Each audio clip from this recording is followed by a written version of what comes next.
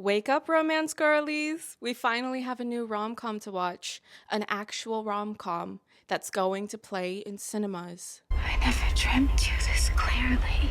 You're exactly how I dreamt you. Oh, no.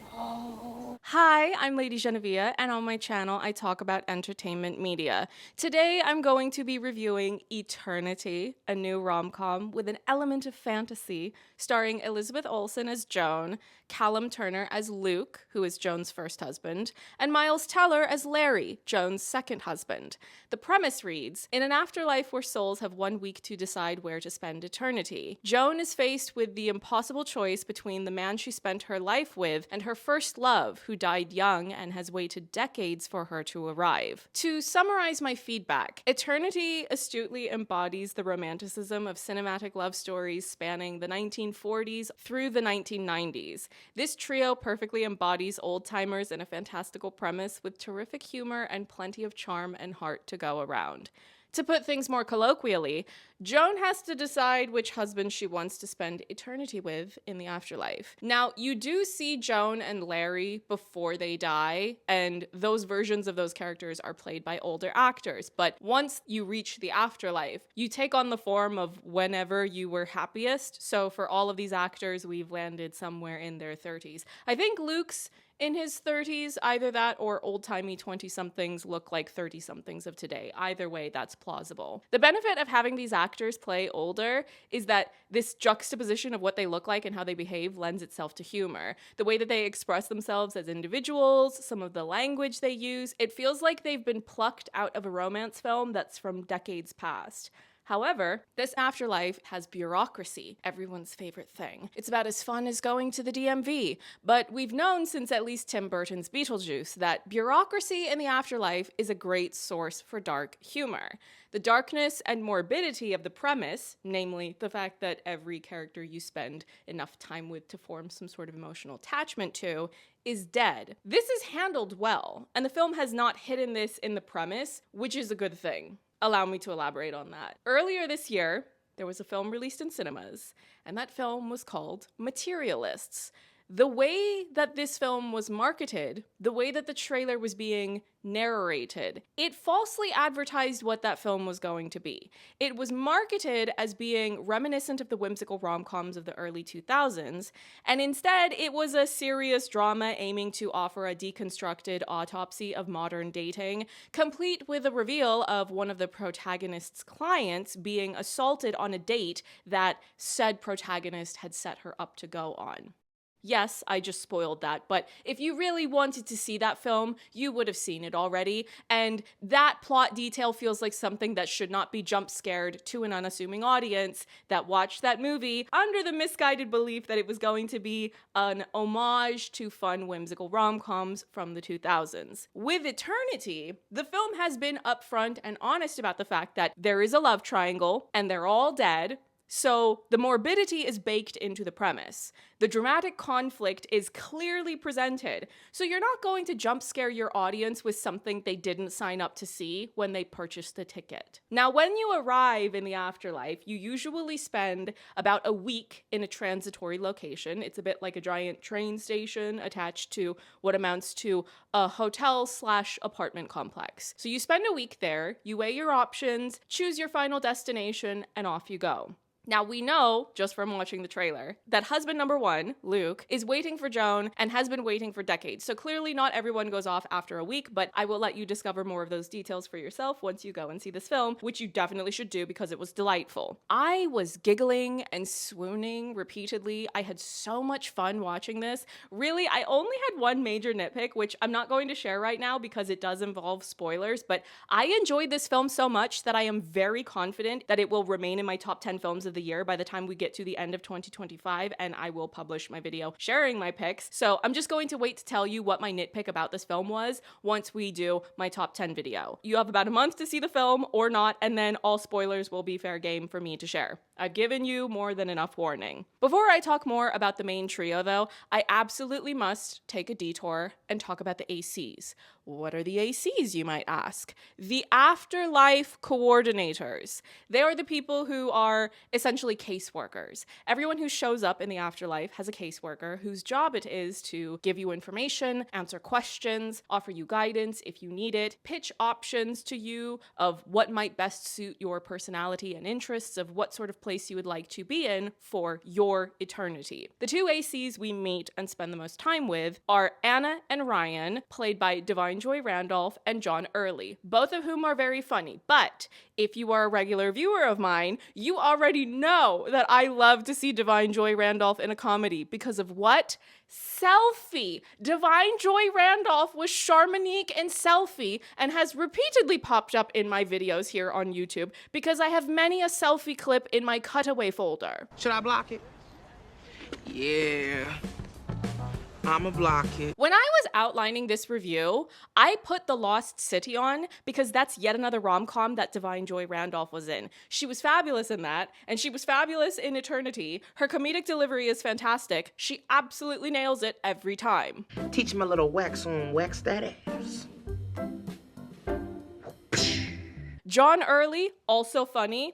I just happen to have a bias, I will be honest about that, towards favoring Da'Vine Joy Randolph for all the reasons I just presented. These two, though, they have this friction and banter. There's a competitive dynamic woven in there because each of them represent one of Joan's husbands, so they have an extra investment in their client being the one to win the heart of Joan for all eternity. But actually, across this entire ensemble of 5 characters, no matter which characters are paired or grouped together, the energy and chemistry is excellent. With comedy, you really need your actors to be able to bounce off of one another for the entertainment of us, the audience, and they do that really well. I don't think I expected the film to make me giggle as much as it did because the premise has this built-in sadness, so I was looking at it more so as a straightforward romance film. The industry has more than proven that they're not exactly prioritizing delivering rom-coms to the masses at the cinema, even though we, the romance girlies, have a voracious appetite for them. In Eternity, humor is integrated really well into the moments that make sense to be humorous.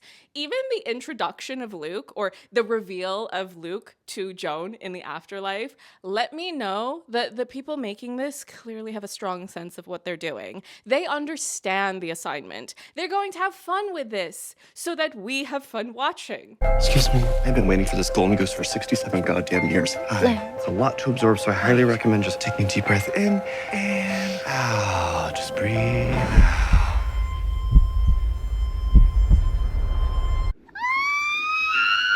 But now let's meet our love triangle, officially.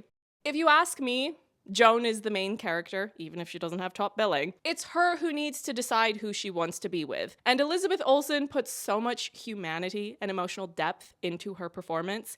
Yes, it's a rom-com, and yes, it's a fun watch, but she's also genuinely distressed at this predicament that she finds herself in, and Elizabeth plays that very truthfully. It's all in the eyes, and her eyes will tell you all you need to know about what's going on, because odds are she's not going to say everything out loud. Miles Teller, Larry, if you told me Miles Teller was an old man, I would believe you. If you told me he's a 75-year-old man dressed in middle-aged face, I would go, stranger things have happened in show business. Louis B. Mayer ordered an entire Gene Kelly musical number to be destroyed because it was too sexy. I will forever have beef with that evil man. Nah, yo, hold my poodle. Hold my poodle. Hey, yo, what's up? Y'all got a problem? But anyway, Larry, he's a good egg. I don't see the appeal, but clearly he did something right because Joan doesn't immediately skedaddle back to her first husband, Luke. There's genuine conflict and turmoil as she's trying to decide who she should pick. Now, I'm being facetious, of course. I do understand why he is a strong contender to win Joan's heart in this love triangle. I'm not into senior citizens myself, but hey, if it works for Joan, it works for her. But Luke, oh boy, let's talk about Luke. I had a sense of what he was going to be. Rom-com girlies, we know how this story goes. When you introduce a man with a visual intro like this, he's going to be very appealing, very charming, but they actually, much to my delight, let Luke be a bit goofy. And Callum Turner put every bit of fun into this character in a way that I would not have predicted, but it was thoroughly welcome. And actually, I don't think we've talked about this on my channel just yet, but I will bring it up now because why not? Callum Turner is the male lead of the next Will Gluck rom-com. Who's Will Gluck? Director of Anyone But You and Easy A. I was able to interview him on the Anyone But You junket, just a completely unpretentious director who wants the audience to have a good time, and we thank him for that. And this movie, Eternity, let me know that Callum Turner is ready to enter his era of whimsy, and I'm prepared to pre-order my ticket now for both Eternity and One Night Only, the Will Gluck film. Doing a film like Eternity requires the architects of the story to walk a tightrope of invoking that classic cinematic romanticisms of the rom-coms of ye olden days, and still being able to resonate with the lived experiences of a modern audience. There are details in the world building of this afterlife that feel more aligned with the cultural sentiments of the here and now, such as there being an afterlife available for women where there are no men. None. Zero. It's funny how that's incorporated into the film. But at the same time, you look at the set design and these characters having lived their younger years half a century ago, it all helps to make the film feel like a throwback or an instant classic. Another thing that I like about the premise is that the inherent morbidity also makes it feel like a throwback. There was something about reflecting on this concept that caused me to increasingly think of various classic films where death or a near-death experience was at the forefront of what drives the story. Death Becomes Her, Beetlejuice, Heaven Can Wait, While You Were Sleeping, Practical Magic. It's not as if there aren't stories involving death still around today. The horror genre is performing very well, but for there to be some sort of romantic element, maybe it's a bit of a stretch to include Death Becomes Her in that regard, but any excuse to bring it up, I will take it. You're a walking lie and I can see right through you. It's actually quite impressive how Eternity can have the premise it does and not feel like an overly heavy, somber, depressing watch. It's not as outlandish or in your face with its humor as some of the comedies released in recent years that have actually managed to win me over.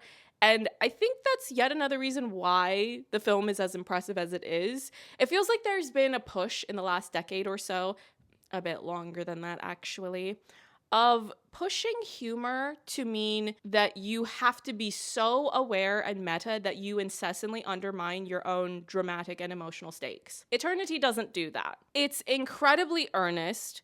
The sadness isn't so sad that you don't want to watch it ever again, but the humor has more than enough room to breathe so that you overall end up having a genuinely fun time with it. I already know I'm going to see this again. I saw this once at an early press screening, which is why I'm able to review it early, but I have a monthly pass to my local cinema specifically so I can go to the cinema multiple times each month without having to overspend beyond the cost of that pass.